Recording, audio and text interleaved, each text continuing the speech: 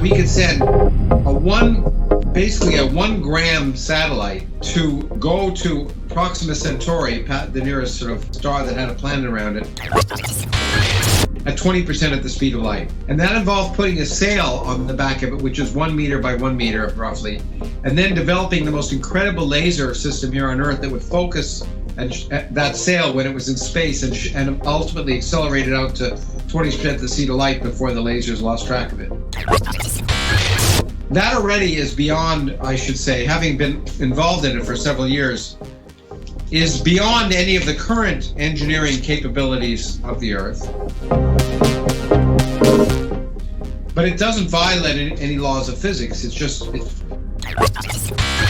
It seems reasonable. There are 100 billion galaxies in the universe, each of which contains roughly 100 billion stars.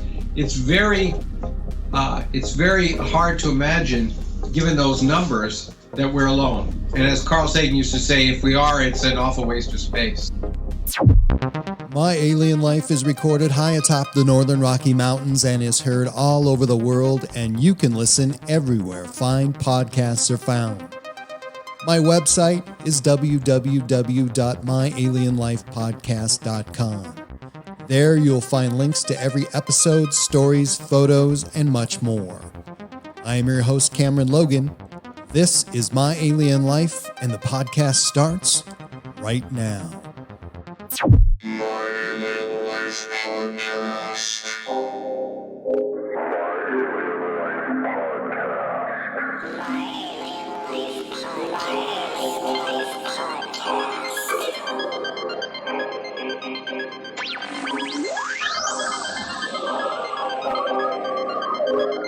Three, two, one, zero, and liftoff.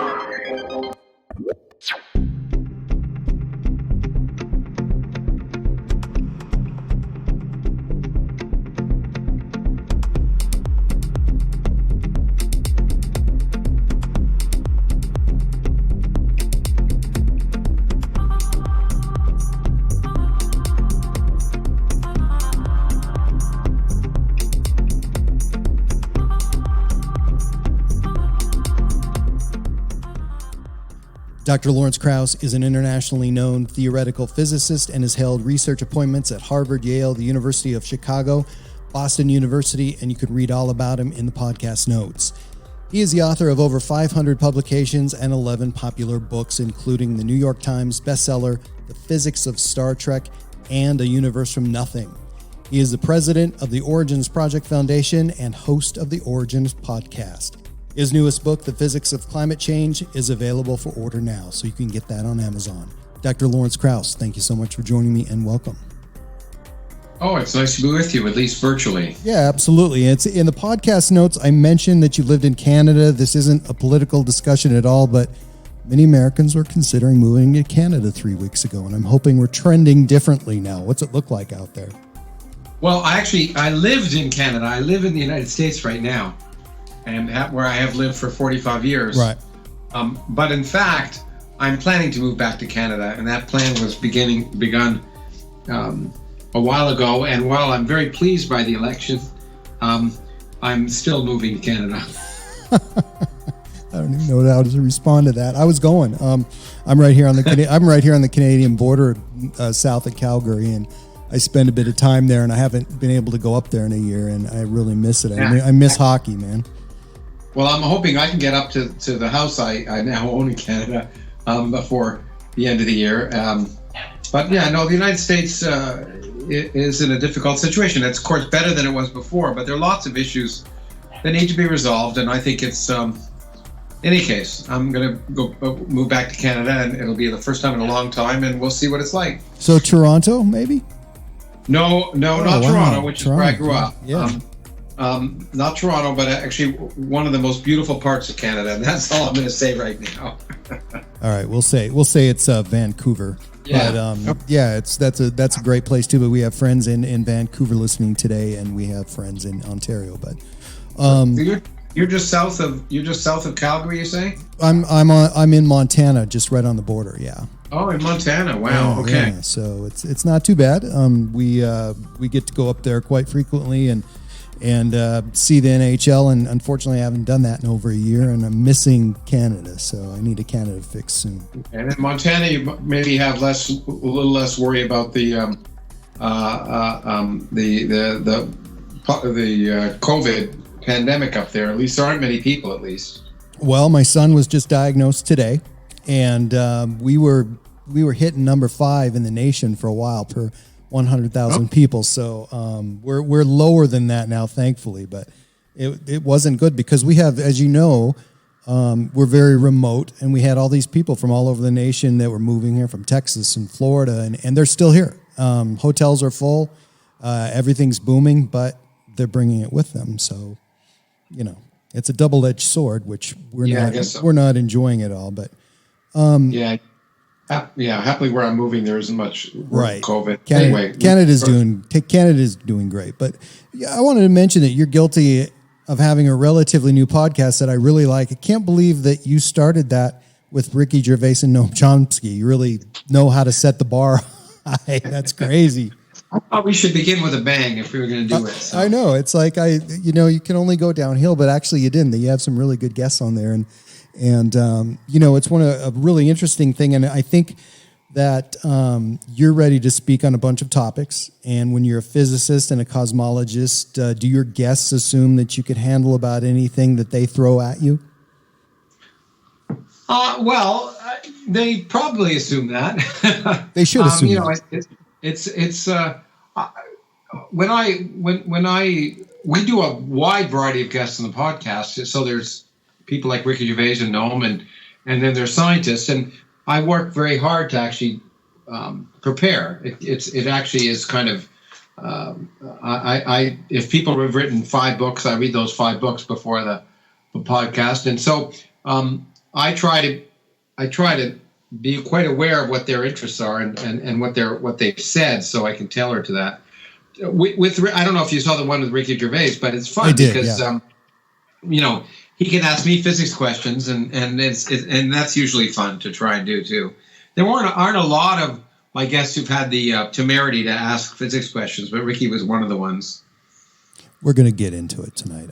First, I want to hit you right away with this one because this is something I've been following for a while and very interested in. I had Dr. Avi Loeb on last week, and he said to me just a week ago that, of course, you know about this, I'm sure, but he believes that we have observed an object built by intelligent beings that passed through our solar system in 2017. So I don't want to squash the words of Dr. Loeb, but he's thrown that out there, and what's your opinion on that?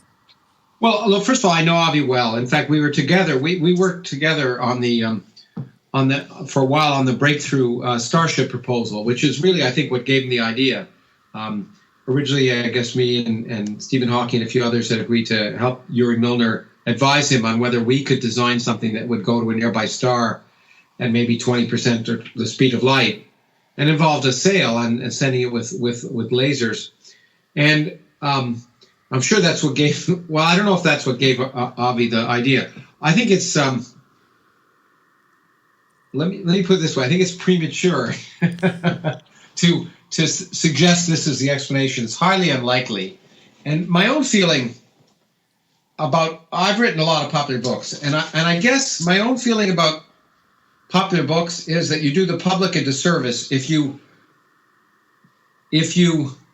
write a book that isn't, if you write about a subject that really isn't vetted within the scientific community and reflects in some sense the progress in the field. If you write a book that's based on your pet theory,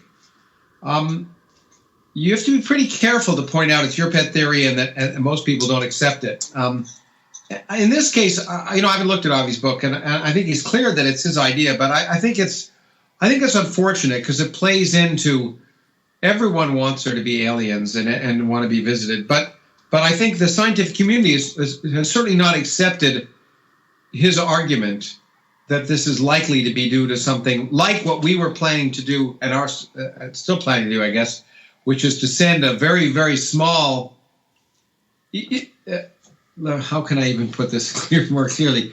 What we are planning to do with Breakthrough Starship, or what we were mandated to try and do, was to see whether we could send a 1 gram satellite to go to Proxima Centauri, the nearest sort of star that had a planet around it, at 20% at the speed of light. And that involved putting a sail on the back of it, which is 1 meter by 1 meter roughly, and then developing the most incredible laser system here on Earth that would focus that sail when it was in space and ultimately accelerate it out to 20% the speed of light before the lasers lost track of it. That already is beyond, I should say, having been involved in it for several years, is beyond any of the current engineering capabilities of the Earth. But it doesn't violate any laws of physics. It's just hard to imagine doing it. But that object is nothing like what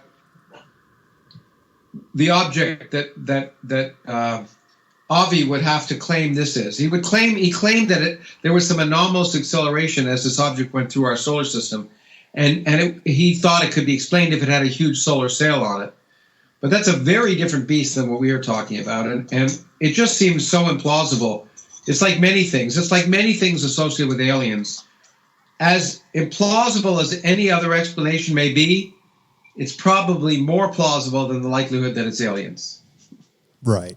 And that's a good point. And I've looked at all the talking points, and my level of education, which has a strong science background, looks at those points, and I come up with dead ends because I can't see beyond the fact that, yes, it looks shiny, it has an unusual shape, and then there's the acceleration. So that was one of my questions, is what would give it that acceleration that was unexpected when it came through our solar system? How could that be? Well, let me say, look, unexpected accelerations happen all the time. In fact, there was I don't think it was the Voyager satellite, but or Voyager spacecraft, I should use rather than satellite. But you may remember there was maybe it was Voyager, that it experienced an anomalous acceleration sometime during its travel to the outer solar system. And there was paper after paper written that maybe it was gravity, it was different than we expected, and all sorts of new physics, because that's kind of sexy. Of course, in the end, it was understood by much more pedestrian means. Now, there are lots of ways that something can experience an anomalous acceleration. First of all, it could have encountered debris or something we don't know about out there. That's one thing. Secondly, it could have. There was an explanation that he's debunked, apparently, or he claims to have debunked, that it was involved sort of evaporation of hydrogen gas off the surface that would also produce that acceleration. And he's argued that hydrogen gas could not exist in frozen form for a very long time. So if that happened, it would have had to have come from closer. Well, maybe it did come from closer. There's all sorts of possibilities. There's measurement error as well. There's what? Say that again. Measurement error. It experienced acceleration. We're trying to see it at a distance. Maybe you can't repeat the measurement. Maybe some of the early measurements were wrong. Right. Maybe it fragmented. And so there's a ton of possibilities. One of which is that it was some alien-designed spacecraft. But the more pedestrian possibilities are not ruled out as far as I can see. And the more pedestrian possibilities therefore are much more likely. Okay. So let me ask you this. My other question to him was, how does it obtain that kind of speed? Because that's a kind of speed that we normally don't see in our solar system. Do we see it? Have we seen it before? Well, look, objects move outside of our solar system with speeds that are much larger. There are objects that are expelled from our galaxy with speeds of 500 or 600 kilometers per second. So those kind of speeds exist in our galaxy, and this object came from outside of our solar system. So having a large relative velocity, remember, objects in the galaxy are moving with relative velocities on average of between 200 and 300 kilometers per second, which is much, much faster than any object in our solar system. So if any random object that wasn't part of our solar system happened to be traveling in the direction of our solar system, it could easily traverse our solar system with a speed that's incredibly larger than what was measured, in fact. So how does it originally obtain that speed? Because that to me, that seems so out of the ordinary. But yeah, like I have heard that this is not the first time I've heard this, but how would it originally obtain that speed? And most of the time it picks up speed going around planets, but enough to fling it out of our solar system in a much higher speed, double? No. Well, that could happen, but what happens more likely is, look, you got to remember that objects are moving randomly in our galaxy. And the average speed, simply due to gravity, simply due to the fact that roughly objects are falling due to gravity around the center of our galaxy, and that causes them to go in orbits around the center of the galaxy, that average speed is around 220 kilometers per second. That's just due to gravity in our galaxy. Now, if every object was moving in the same direction, then obviously relative speeds would be very small. But in fact, objects are moving at random. So they're not all moving in the same direction. So our sun is moving right now on Earth, sitting in your studio. You're moving at about 220 kilometers per second relative to the center of the galaxy in an orbit that, along with our sun, that moves around the galaxy once every 200 million years. You're moving at 30 kilometers per second around the sun. It may not feel like you're moving, but you're moving darn fast. And so other objects that are moving, say, if another object was moving around our sun in the opposite direction, relative to us, it would be moving at 400 kilometers per second. And it wouldn't have ever been accelerated. It would have just been its random motion, literally falling around the center of the galaxy. I don't know how to... Go ahead. So the characteristic speeds of objects around the Earth are something like 30 or 40 kilometers per second, because that's the average speed of an object orbiting around the sun. So anything that came from outside our solar system could easily have a velocity relative to us much bigger than 30 kilometers per second. It'd just be moving through the galaxy, and it happens to be moving relative to us at, as I say, an average velocity would be something like 200 or 300 kilometers per second, something like 10 times the speed of the Earth around the sun. There's so much movement in the universe, and I don't really know how to ask this, but it seems that it's a critical part of the function of the universal system altogether. Supposedly there was a big bang and everything is moving away from a critical point. Would that slow down over time, though? Well, again, let me come back to it. Okay. It's not supposedly there was a big bang, but it's not as if everything is moving with respect to a single point. Everything is moving together. If you look at the surface of a balloon and you put dots on the surface of the balloon and you blow up the balloon, all the dots are moving away from all the other dots. And so literally, you more or less would see exactly what we see. But there is no center to the surface of the balloon. And therefore, it's the same in the Big Bang. The Big Bang, there was no center of the Big Bang. Every place is the center. The Big Bang occurred everywhere, and there was an expansion everywhere throughout space. And that includes time too, right? It's not as if we're all moving away from a central point. We're just moving away from everything else. But that includes mass and time and everything all at one given moment is moving. Well, I mean, you forget except after the universe was much less than a second old, you can forget your standard intuition works. And basically, we are like objects on points on the surface of a balloon that's being blown up, where the surface is the entire universe. That's a two-dimensional surface, but you can imagine a three-dimensional surface, which is what our universe is. And so everything is moving away from everything else, but there's no center. And in fact, locally, it's space that's doing the moving.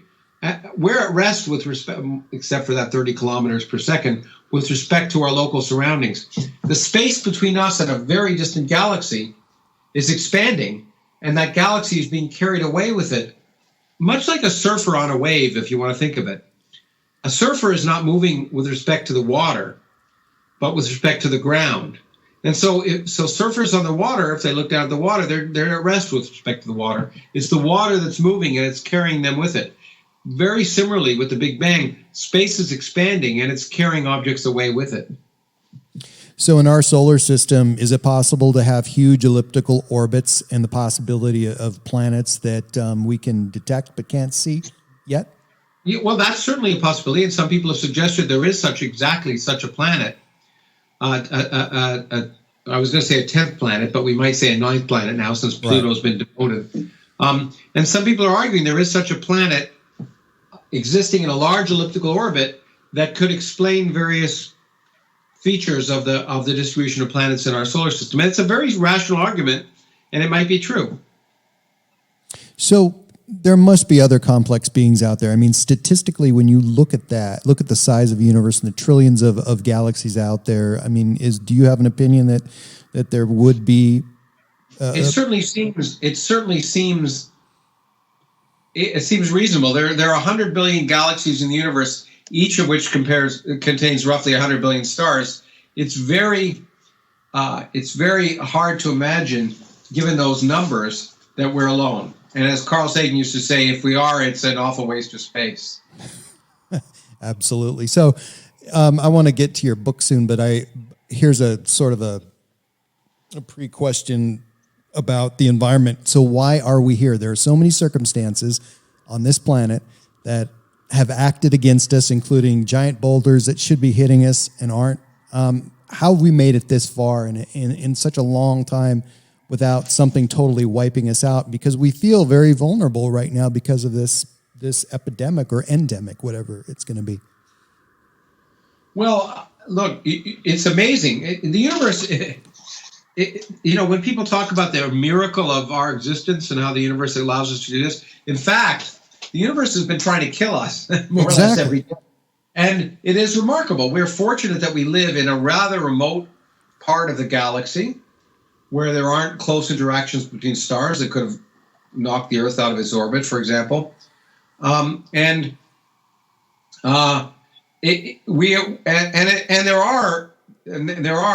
also fortunate that Jupiter exists, because if it weren't for Jupiter, then we would be bombarded by basically life-annihilating asteroids and comets every 1 million to 2 million years.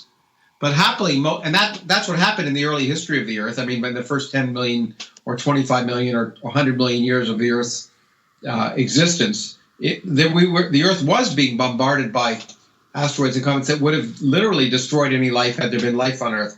But happily, Jupiter, being the largest gravitational body outside the sun in our solar system, did one of two things. It either sucked them up like a vacuum cleaner, or it ejected them from the solar system. And so we're lucky that bombardment, that early, or what they call late bombardment, but in the first 250 million years of the Earth's life, the bombardment by asteroids and comets fell off exponentially as Jupiter basically cleaned out the solar system.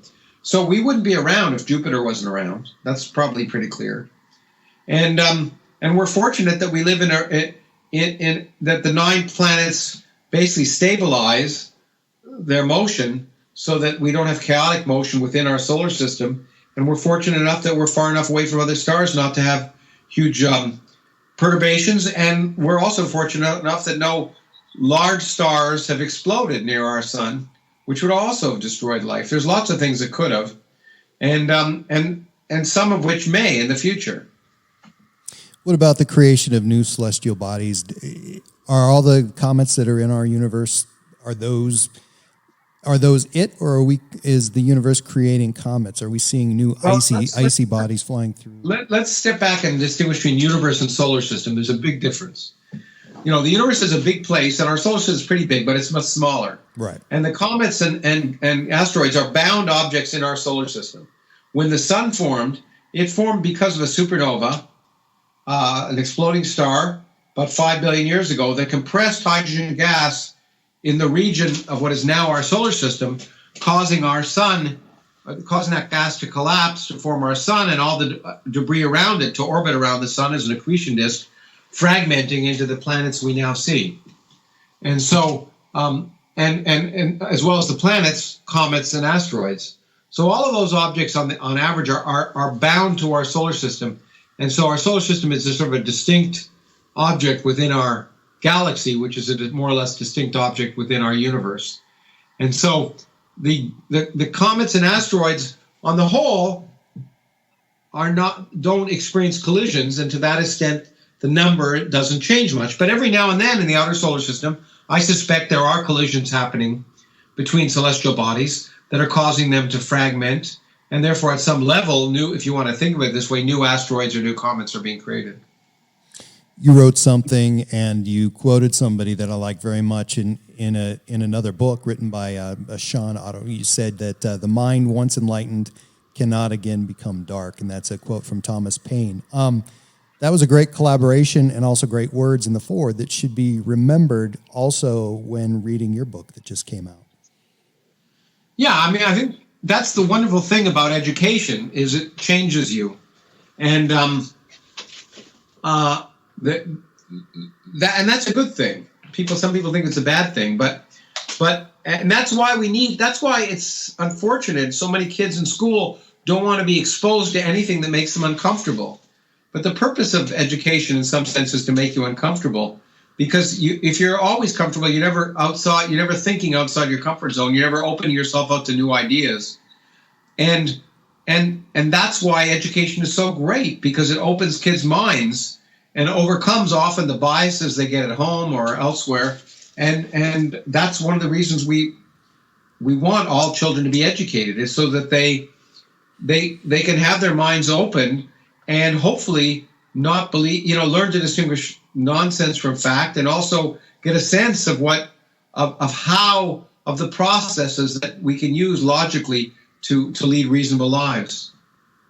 There was little doubt that when I was a kid I was going to attend a university, but I actually paid for my education with scholarships that I won at a science fair. So well, that's neat. The project was about acid rain. A University of Montana professor told me back then while judging me, he actually said, "What's the big deal with you and acid rain? We don't have any here." So I was mad. I argued. I won. That was 1984. How long have we been wearing environmental blinders? I mean, even when I was a kid. Mm-hmm. Well, I mean, we have been. I mean, my new book, which came out yesterday, in fact, at least in audiobook and ebook, and it'll come out February 9th in hardcover, is called The Physics of Climate Change. And obviously climate change is a huge issue. And I felt it was, how can we expect to have rational public debates about it if we can't explain the science behind it, if it isn't accessible to everyone? And so I was very pleased to write a book which is really about the fundamental science behind climate change. It doesn't discuss policy. It just explains that. And in fact, a lot of people have this misinterpretation that climate change understanding requires supercomputers and it makes predictions that are more or less uncertain. And in fact, the fundamentals of climate change are based on more or less 200-year-old science, which is not only understandable, but quite interesting, and anyone can grasp it. And so I thought it would be great to write a book that could explain this to people so that people have the perspective that they could then use when people discuss policies about climate change. They can understand what predictions are sound, what aren't, and where it comes from. And so I decided to write this book. And so, but we've known, I mean, the experts have known the science that I discuss in my book now for decades. And we as a society could have acted on this a long time ago when it would have been much easier to address the problems that it is now. But we have, more or less done nothing. We've gotten a brief look at what the world would look like if we powered down a little bit and let nature repair itself to a small degree. So in the last 365 days, when the planet reset in some ways, small ways, did we learn anything as laymen, and did science learn anything in the last year? Well, it remains to be seen. Science, there's always new discoveries, and every day I'm surprised if I'm not surprised. I hope what we've learned as a society is that there are global challenges that we need to face globally. We need to cooperate between countries. The pandemic is an example, and I'm not sure the results are very good. That we need to be governed by the science and not by ideology or dogma. Again, when it comes to the pandemic, we had this idiot, this con artist who was the president, who lied about whether you should wear masks and how serious the pandemic does. And what you learn is if you don't follow the science, it's going to come out and bite you in the butt afterwards. You may not like that there's a pandemic, but it's going to happen whether you like it or not. You might not be happy there was a big bang, but it happened whether you like it or not. So that's the first thing, I think. And the second thing is that, if we can use science, and the development of vaccines, I think, is a great example too. Science, if employed, can be employed to solve problems. And we need to rely on technology and the predictions of science to, first of all, know what the problems are, and then to work together to solve them. And the pandemic is one example. And now we're hopefully, now that the leadership of the country accepts the fact that human-induced climate change is happening, hopefully there'll be rational debate and discussion and rational policies. That remains to be seen. So how tough have the last 4 years been on the climate? Well, look, I think what we've done is lost the opportunity. Here's the point, and it's one of the things in my book, that people say, well, we're having economic problems, we need to wait, let's deal with this problem later. But the real reason there's some urgency, every year we're putting 10 billion tons of carbon in the atmosphere on average, based on over the last 30 or 40 years, but certainly over the last 20 years. And it hasn't really it went down a little bit because of the pandemic. But 10 billion tons. The atmosphere had 600 billion tons of carbon before industrialized civilization began, before the onset of modern industrial human society. So every year that we don't do anything, we're adding 10 billion tons of carbon. Now, the unfortunate thing is, when it comes to carbon in the atmosphere, it's like that saying about Las Vegas. What goes in the atmosphere stays in the atmosphere. And that's not funny, the carbon stays in the atmosphere about 1,000 years, a half-life. So about in 1,000 years, 50% of it has gone away.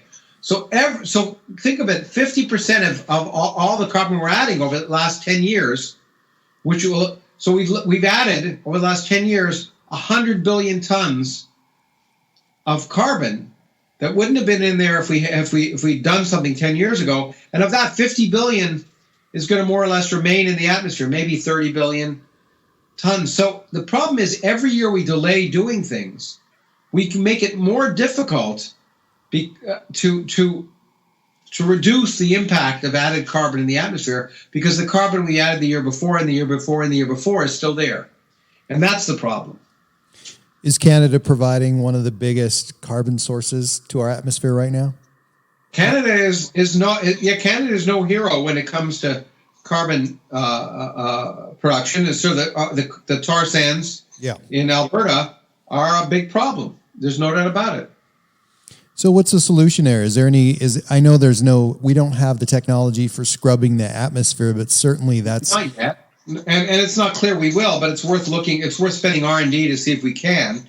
But the solution is to look at ways to reduce what we're doing now. Look, we can't stop what we've already done. And a lot of things, as I talk about in my new book, are written in stone.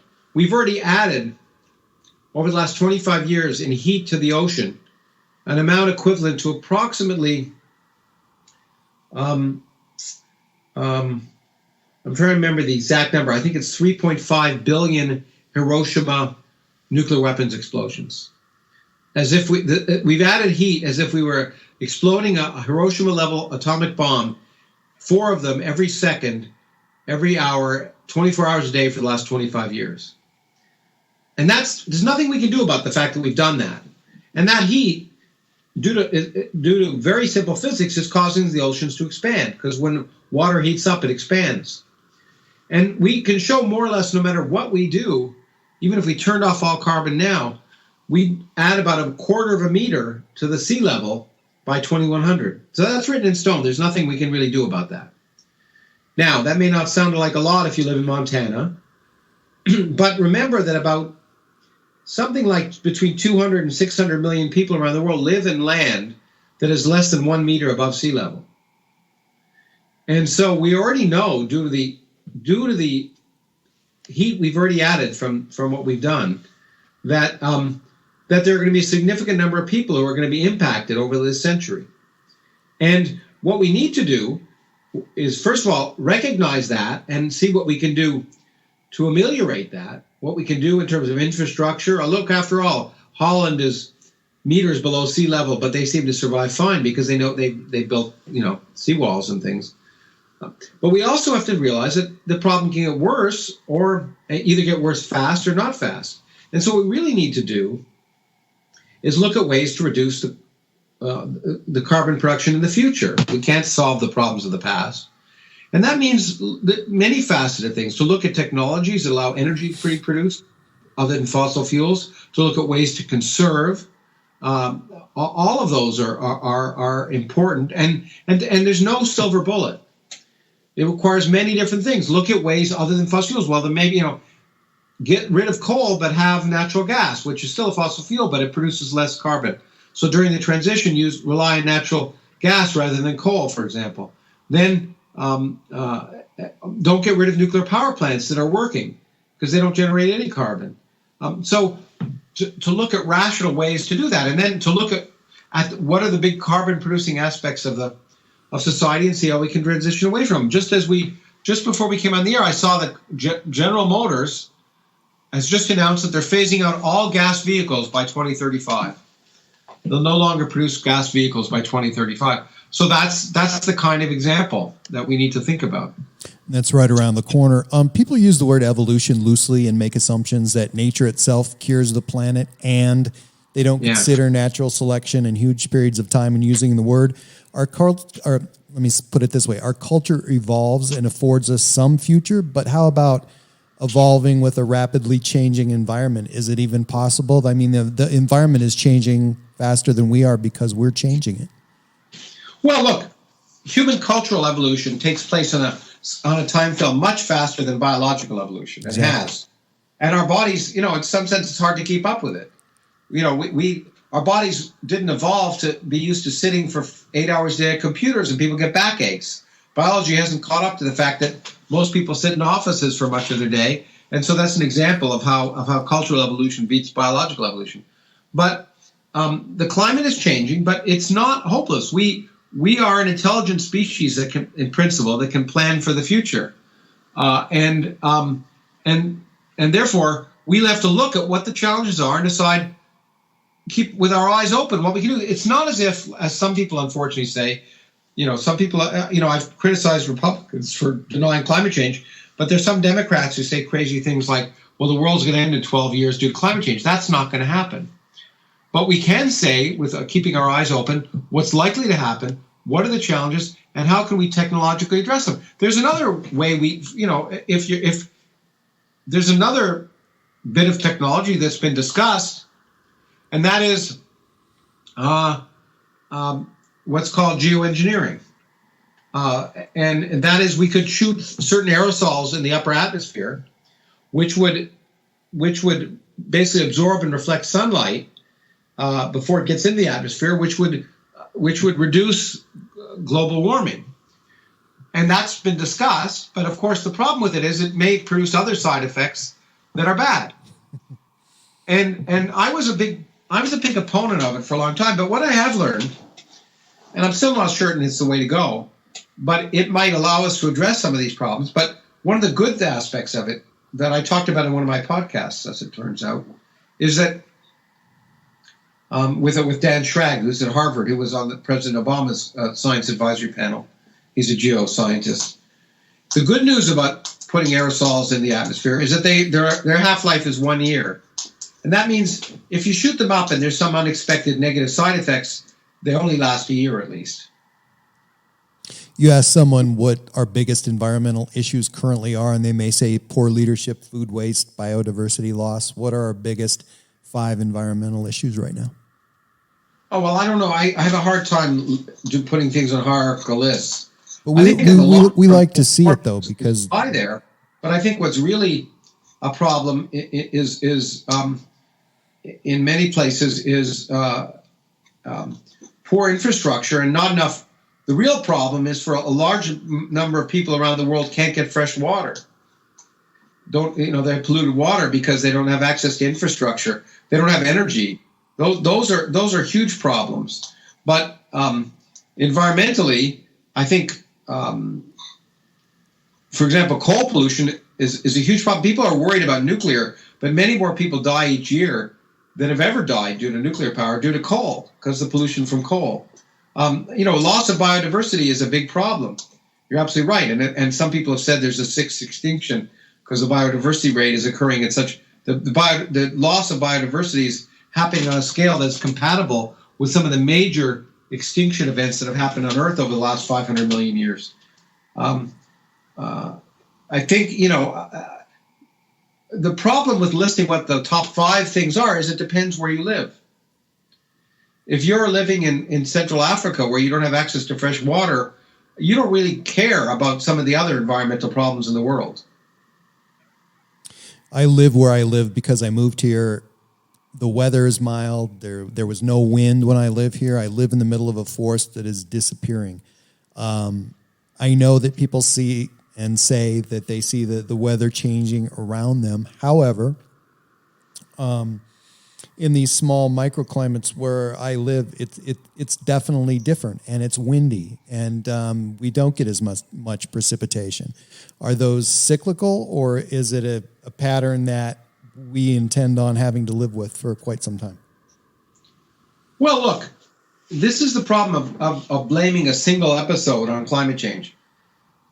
You can't say that you had a drought or a fire because of climate change. What climate change is telling us, however, is that the likelihood in certain places of having droughts or extreme weather events statistically will increase with time.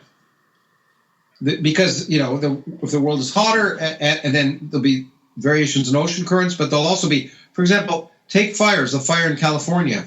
You can't say that fire happened due to climate change, but climate change, when the world is hotter, more extreme fires will occur. The fires can happen, get hotter more easily. Hurricanes of higher intensity can happen more easily. So I think one has to look at, in this case, over the long term, and look at the distinction between weather and climate. Climate is something you can expect, and long-term weather is what you're dealing with today. And it is true, as I show in my book, that one can show statistically, on a statistical level, that the daily weather on Earth is changing due to climate change. You can actually measure it, and so there's a measurable effect. But that's statistically, where you average over places throughout all of the Earth. So living in Montana, it's not appropriate to say that some specific weather event is due to climate change. However, if you notice that the growing season is changing, and that's happening on a continuous level over a decade or two, it's reasonable to argue that that's climate change. We hear arguments that carbon has naturally occurred through forest fires and volcanoes and whatever through millions of years, but there had to been a point in our history or prehistory that suddenly changed. I mean, we had a more stable climate and a more stable environment, and then we came along. So, absolutely. How long ago were things stable, and was there some sort of stasis where we were intended to thrive and? Well, I don't think there's any intention. I mean, you make it sound well, like no. But I mean, physically. But what there was, in fact, I show these graphs clearly in my book, at the beginning of my book, the Physics of Climate Change, because I think they're so striking. You can look over the last 1,000 years, and over the last 10,000 years, over the last 400,000 years. And what you can see, if you look over the last, say, 2,000 years, back to 0 AD, that the carbon levels in the atmosphere are more or less constant, somewhere between sort of 180 and well, actually between there, it was probably between 240 and 270 parts per million. And only in the last 60 years or so has that started to climb. When Charles Keeling started his measurements of carbon in the atmosphere, that was 1953, and it rigorously did it every day following that from about 1956 on Mauna Loa in Hawaii. Started measuring the carbon every day since 1956, and it's been going continuously. When he measured it in 1956, the carbon abundance in the atmosphere was about 315 parts per million. Okay, and that's higher than it had been at any time before that. As I say, before the onset of industrial civilization, it was around 270 parts per million. But that was in 1960 or 56, 315 parts per million. In the 60-odd years since it's happened, in the intervening years, it's gone from 315 parts per million to 420 parts per million. That's not been seen in the last million years in the history of the Earth, and it's never happened in a time scale of 50 or 60 years. We're living in a new experiment that the Earth has not experienced before. If we maintain this environmental status quo and things look exactly, our carbon emissions rather, are like they are now, what will this look like if 10 years from now, 25 years from now, or 50 years from now? I mean, is it going to be noticeable to the person who has been a denier of environmental change? Oh, certainly by 2100, there'll be significant effects. If we don't change business as usual, there'll be dramatic effects. Sea levels will have risen well over a meter. If we continue business as usual and stop in the next few years, probably sea levels will rise a total of almost a meter because of, in addition to the sea level rise that I talked to you about, which is due to the heating of water, there's melting of glaciers in Greenland and Antarctica, which have been measured. And so we're going to have about almost a meter sea level. And that means between 100 and 400 million people will now be living in places that are underwater high tide. Okay. But if we continue business as usual, then we'll have a temperature rise on average of somewhere between 3 and 4 degrees Celsius, which is about 6 or 6 degrees Fahrenheit, on average. That may not sound like a lot, but there'll be many places on Earth where humans will literally not be able to inhabit. Namely, the average summer temperature in many locations will exceed, this is the average summer temperature, will exceed the hottest temperature on any given day that place has ever experienced up to the current time. And of course, there'll be other effects. If we continue business as usual, and if we did that, then the carbon abundance in the atmosphere, which is now 420 parts per million, would be up near 600 or 700 parts per million by 2100. And all of the estimates we have suggest at that level, there's probably unavoidable long-term melting of the ice sheets in Greenland, which over the course of the next bunch of centuries will raise sea levels by 7 meters. 7 meters, 23 feet or so.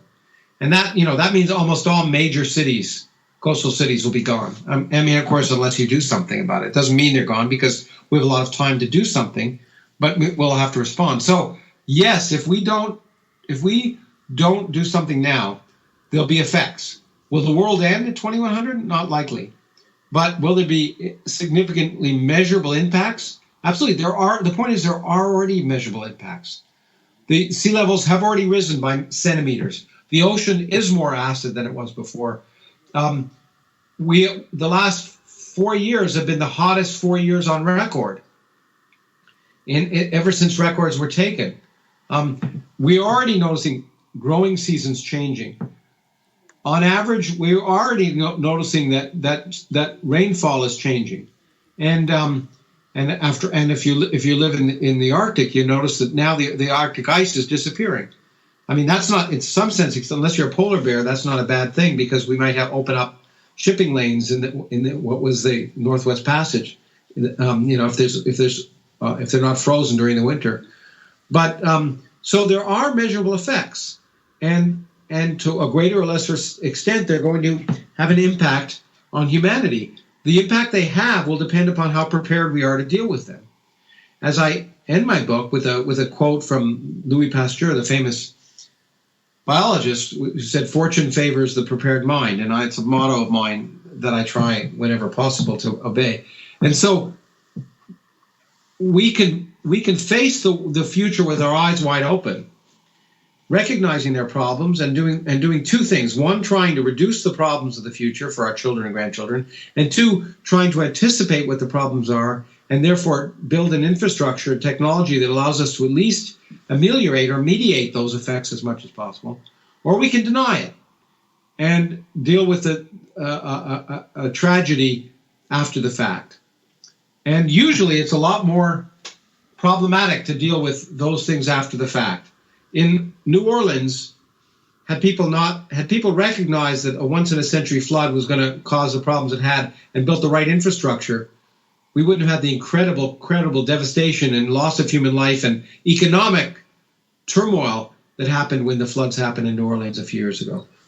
So our livelihood has less to do with living and breathing and more to do with what we do beyond our hunting and gathering time. But we've been described as complex beings because our requirements are so specialized now. Will our complexity as a species be our ultimate undoing?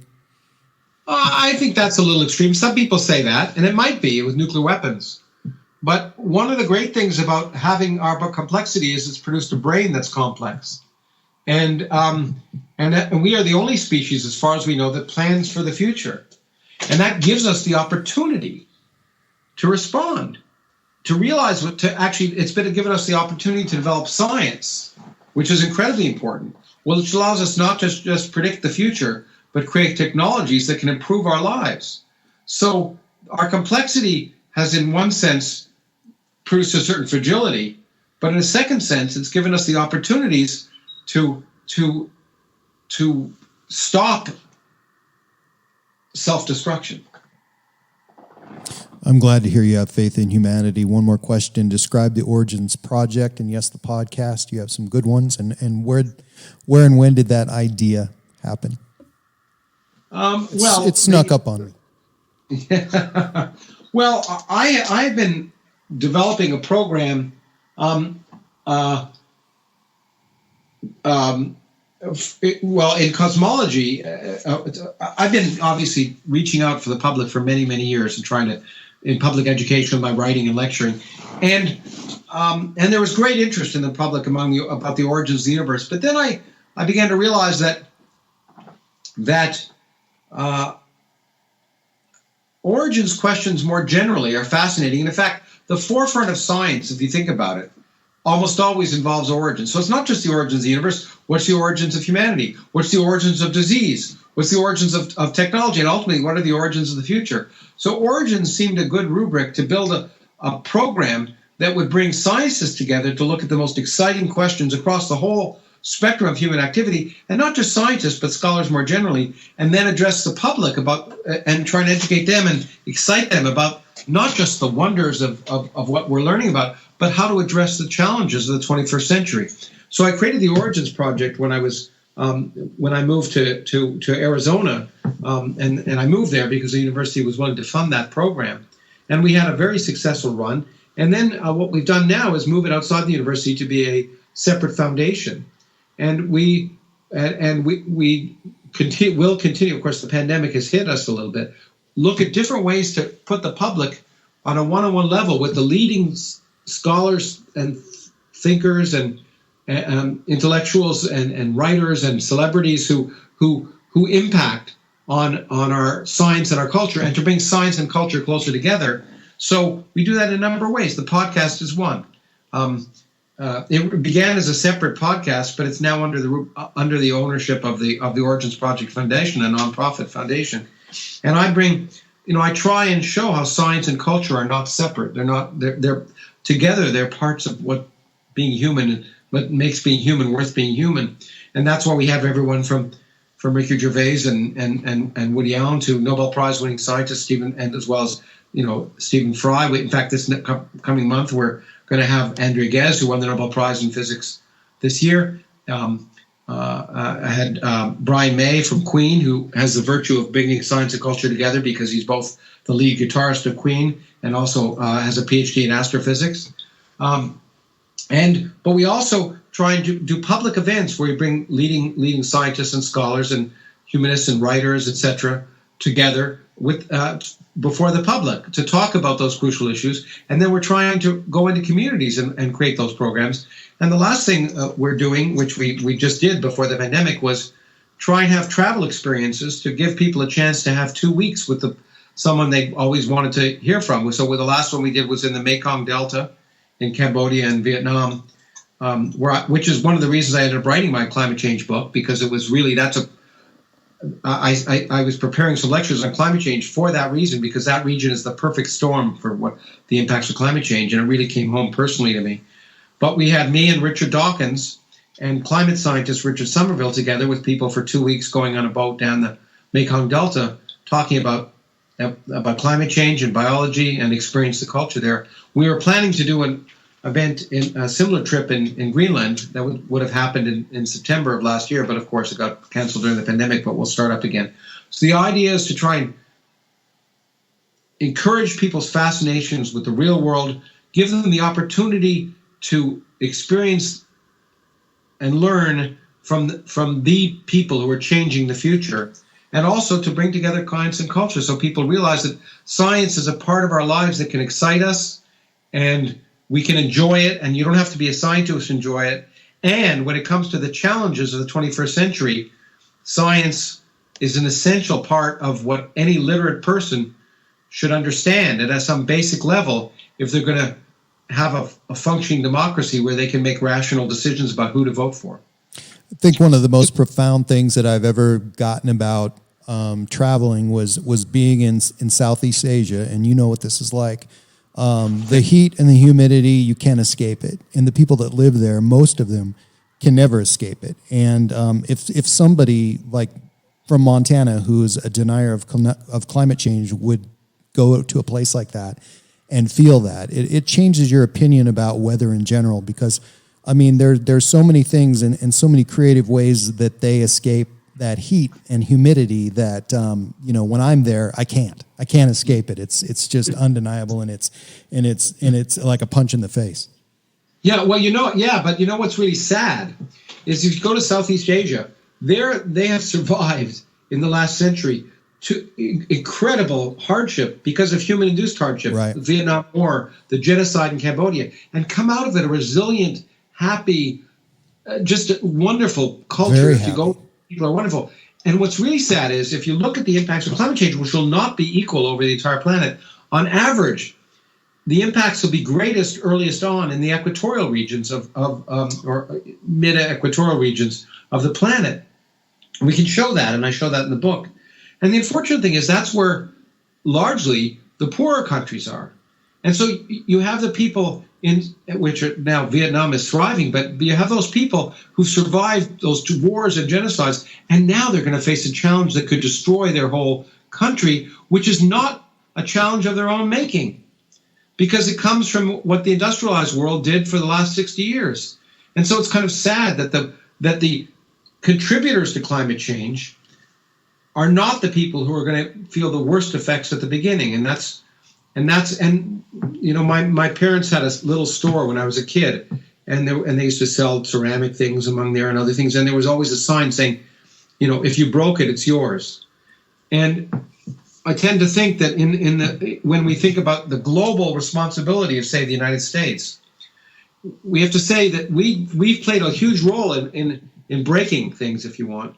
And I think we therefore have an obligation to assist the rest of the world, especially the third world, in at least addressing the impacts that are going to result out of what we've done as a civilization. Exactly. Good point. Good ending. Find Dr. Lawrence Krauss's information all about him at his website at www.lawrencemkrauss.com, and his podcast is available at www.origensprojectfoundation.org. That's always available on the podcast notes. Dr. Lawrence Krauss, great night. I wish you the best of always, of course. As long as we're plugging things, don't forget to plug the new book. The new book, it's coming right up. So just for your information, I was the first one to download it on Amazon.com and the first one to leave you a review of your book, and it's fantastic. Can't say any more about it because you need to go and check it out yourself. An amazing man, an amazing career. The book is The Physics of Climate Change, and the professor has many more to choose from, also on Amazon. So Dr. Lawrence Krauss, thank you so much. Thanks again. It was a pleasure.